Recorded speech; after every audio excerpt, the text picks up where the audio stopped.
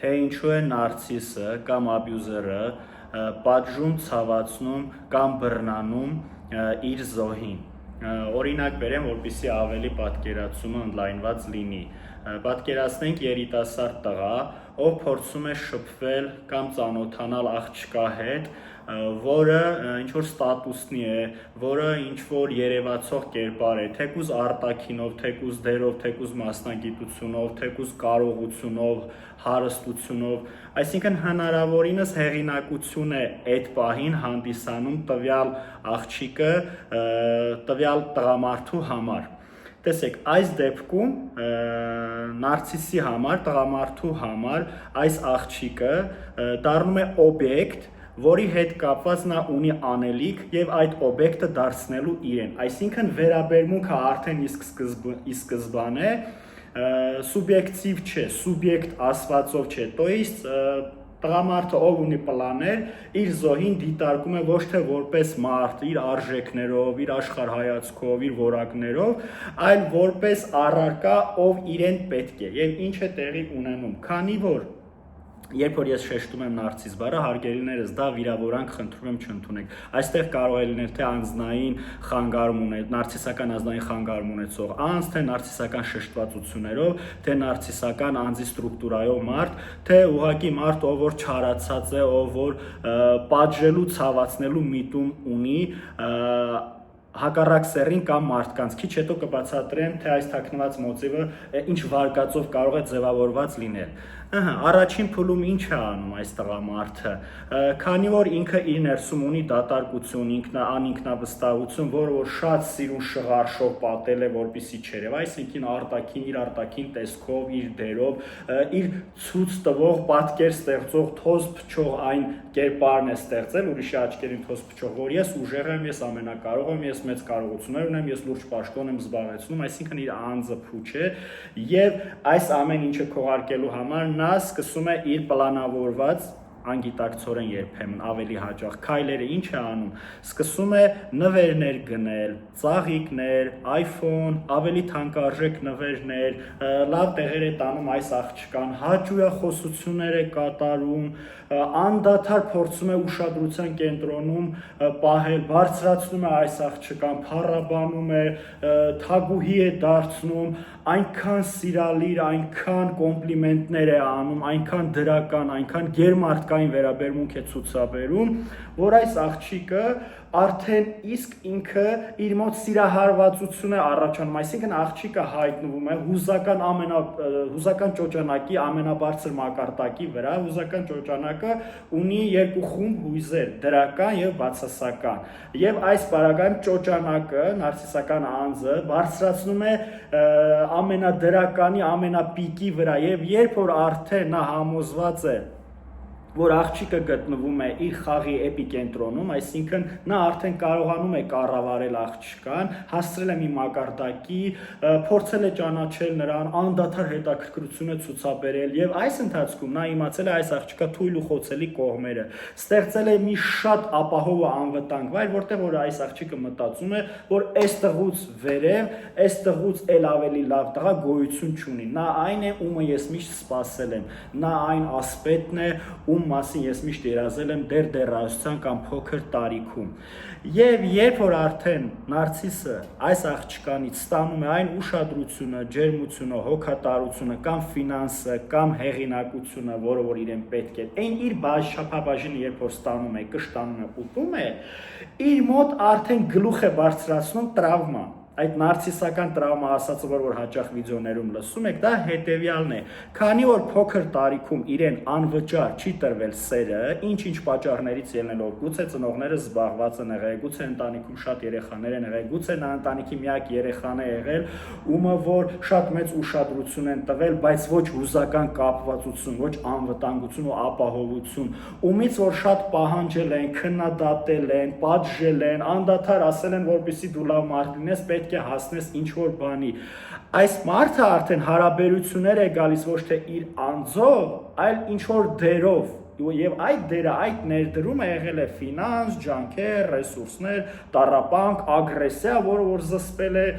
ֆրուստրացիայի հանդեպ անհանդուրժողականություն, որ եթե իմ պլանները չստացվի, ես ապա շատ ուժեղ ծանր ապրումներ կունենամ եւ երբեմն հենց այս փուլում նարցիսը կարող է տագնապային խանգարում ունենալ, դեպրեսիվ խանգարում ունենալ եւ մի շարք այլ հոգեբանական խնդիրներ կամ խանգարումներ։ Ոնց է դա նպաստում, եթե նա հանկարծ մտածում է, որ իր պլաններին ինչ-որ բան խոչընդոտելու է, արագ չեզոքացնում է այդ բարիերը։ Եթե չի ստացվում չեզոքացնել կամ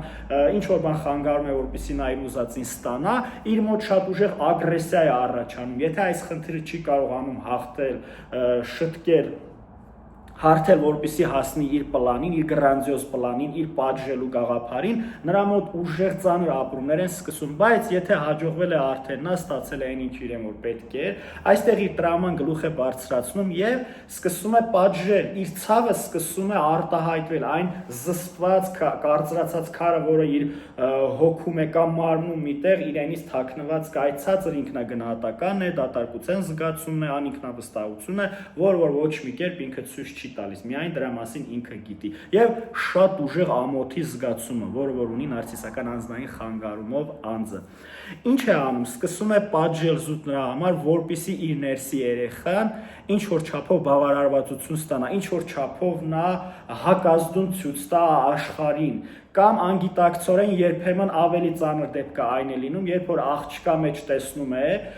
իր մամային նմանություն, այս կերպարը, այս շքեղ, այս ճոխ, այս խելացի աղջիկը նման է իր մամային, որը որ եւս հուզականորեն սառն է եղել, անհասանելի է եղել, ֆիզիկապես է միայն ներկա եղել, եւ նույն այս աղջկա մեջ է տեսնում, նա ինչ է ուզում է սեր ստանալ, ուզում է ուշադրություն ստանալ, ուզում է ջերմություն ստանալ, ուզում է միակը լինի այս աղջկա, այսինքն իր մամայի եւ քանի որ այնտեղ ու այն ժամանակ չի ստացվել մամայից ստանա անվճար սերը,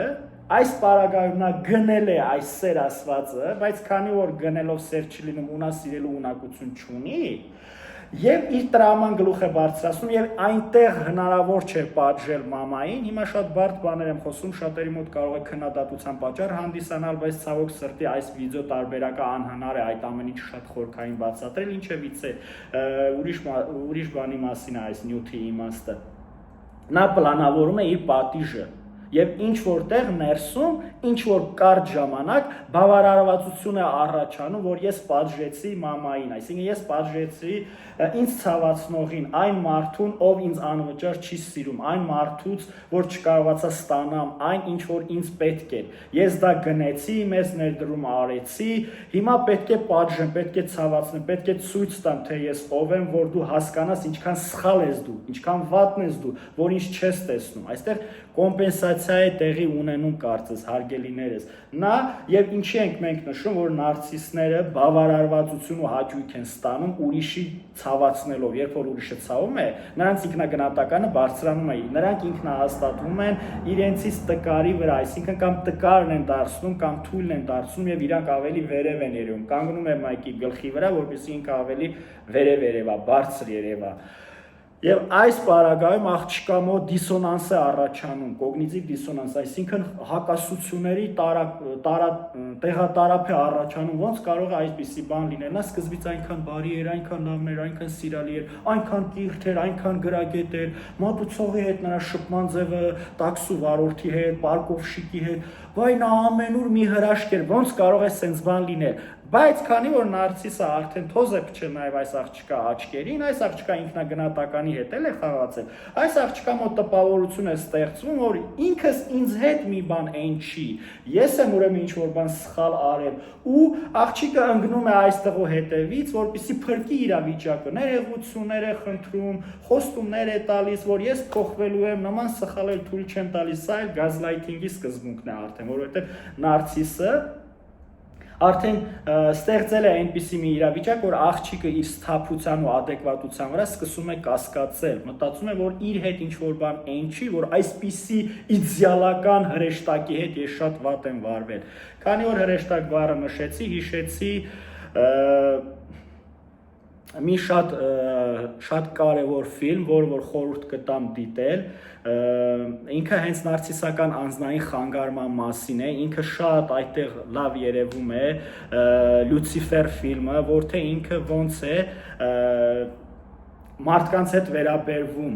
ֆիլմը շատ մետաֆորիկ է նկարահանված, ֆիլմում շատ իդեալական խաղարկում է թե նարցիսական կերպարը, թե կրոնական ինչ-որ երևույթներ, Լյուցիֆերը ով է։ Լյուցիֆերը սկզբից եղել է հրեշտակ, եղել է Աստծո որդին, Աստված նրան վտարել է դրախտից եւ Լյուցիֆերը, մինչեւ Լյուցիֆեր դառնալը, ընկալել է, որ ինքը չսիրված է, իրան չսիրեցին, իրան վտարեցին։ Նմանատիպ եզրույթ, նմանատիպ վարկած կա նարցիսական անձնային խանգարման դեպքում, որ այս մարդը ծնվել է բարի, ծնվել է մաքուր լիստ ասածով, մաքուր թուղթ, որի վրա գրվել է նարցիսական պատմություն, որ այն պատմությունը, ինչը որ ինքը տեսել է, իր անձին դարձրել է նարցիսական, այսինքն չսիրված լինելը, չընդունված լինելը, քննադատված լինելը, ապահովություն չստանալը, անվտանգություն չստանալը, իր անձը չտեսնելը, իր կարևորությունն ու նշանակությունը տեղ չի ունեցել։ Եվ նա կարծես մետաֆորիկ ասած դարձել է այն Լյուցիֆերը, որը որ սկզբից նորից հրեշտակի դեր է խաղում, տրամաբանորեն նա այն դերում է ուզում լինել, ինչը որ պետքա լիներ, ինչ որ բնածին պետքա լիներ, բայց քանի որ այս դերը իր անձին բնորոշ չէ, ժամանակավորապես շատ կարճ ժամանակահատված է կարողանում նա մնալ այս դերում եւ հետո սկսում է պատժել, ցավացնել, ավիրել, որին որ մենք անվանում ենք շատ վատն է, շատ դաժան է, բռնարար է, աբյուզեր է, խնդրում եմ հարգելիներս, այս սրանք չընդունել որպես սպիտակ, վիդեոները կարճ են լինում, ես չեմ հասցնում ամբողջ բառակապակցությունը երկար ասել, բայց սա քննադատություն չէ, որովհետև ես ինքս որպես հոգեթերապևտ քաջ գիտակցում ու հասկանում եմ ու շատ փորձում եմ էմպաթիկ լինել տվյալ մարդկանց հանդեպ, որը որ նաև հոգեթերապևտի համար է դժվար, որովհետև հոգեթերապևտն էլ անգիտակցական մակարդակում կարող է նույնականանալ այն կերպարների հետ, ովքեր որ չեն սիրել այս մարդուն, չեն ընդունել, որովհետև նարցիսական անձը պրովոկացիոն վարքի դրսևորում այնպեսի պայմաններ է ստեղծում, երբ որ ինքը գալիս է իր բնականոն դերին, որ սիրել դժվար է իրանց։ Այդ դատարկությունը խանգարում է, վանում է առաջացնում, եթե նա չի խաղում։ Ինչևիցե, ինչ վերաբերում է Զոհի կերպարում հայտնված աղջկան, խնդրում եմ էլի խիստ չվերաբերվել, չմտածել հանկարծ, որ նա է մեղավոր, բայց նա ևս կարծես ներդրում ունի այս խնդրի առաջացման մեջ։ Ոչ թե նա սխալ է կամ մեղավոր է, այլ տեսեք նա էլ է գայթակղվել, աղջիկն էլ է ուզում սիրված լինել, աղջկան երբ որ ասում են ես քեզ սիրում եմ, դու շատ լավն ես, դու շատ կարևոր ես, դու շատ խելացի ես, կամ սիրո տարբեր լեզուներով են հետը շփում, ուշադրություն, տակտիլ կոնտակտ, նվերներ, ժամանակ տրամադրել, ինքը իրեն գոհացված է զգում, ինքն էլ է հուզական ռեգրեսիա ունենում, այսինքն հուզականորեն հետ է գնում մանկություն, որտեղ նա պապայի դուստրն է եղել, պապայի միակ թագուհին է եղել, այն գեղեցիկ բառերը թրիգեր են դառնում, այն արարքները թրիգեր են դառնում, որ նա հայտնվի մանկության հեքիաթում։ Եվ կարծես այս փուլում ինչ որտեղ նաև այս նարցիս կոչվածը, որ շատ հոգատարի դեր է սանձնում իր վրա, նույնականանում է աղջկա անգիտակցականում պապայի հետ։ Այս աղջիկը ևս ունի ինքնագնահատականի խնդիր, որովհետև նա այնքան ինքնաբավ չէ, որ այս բառերը, այս նվերները ևս նրա ինքնագնահատականը փորձում են բարձրացնել։ Եվ խոսքը նրա մասին չէ, որ աղջկան պետք չէ ուշադրություն դարձնել։ Ոչ, աղջիկը միշտ արժանի է ուշադրության, անկախ նրա ինքնագնահատականից, անկախ նա քո քույրիկն է, մայրն է, կուրսեցին է, թե զուգընկերն է։ Եկեք չմոռանանք, բոլորիս մայր է ծնել, ես միշտ այս արտահայտությունը անում եմ, եւ բոլոր կանայք արժանի են սիրո ու հարգանքի, անկախ նրան խնդրի տեսակից, բարդությունից, անձնային առանձնահատկություններից, անկախ նրանից, որ մենք կարող ենք բացասական հույզերի տակ լինել, ջղայնություն ունենալ, բայց որտեղ է մեր մարդ լինելը, ներողամիտ լինելը, սխալը գիտակցելը, ներողություն խնդրելը, քննարկելը։ Այսքանը սիրելիներս, կարծում եմ կարողացա ինչ-որ կերպ ցույց տալ, թե ինչ ստրատեգիա է աշխատում, որ նարցիսը փորձում է պատժել կամ աբյուզերը փորձում է պատժել իր զոհին, ինչն է նպաստում, ինչ է տեղի ունենում, իր ներդրումը ոնց է իր համար ընկալում որպես հերթական ծանր ապրում, ցավ, որ ես այս աշխարհում սեր ստանալու համար, մեկին կողքս ունենալու համար պետք է մեծ ներդրում ունենամ, որից նա դառնում է ագրեսիվ, անկառավարելի ու ավիրող։ Ստեսություն այսքանը, լավ մնացեք։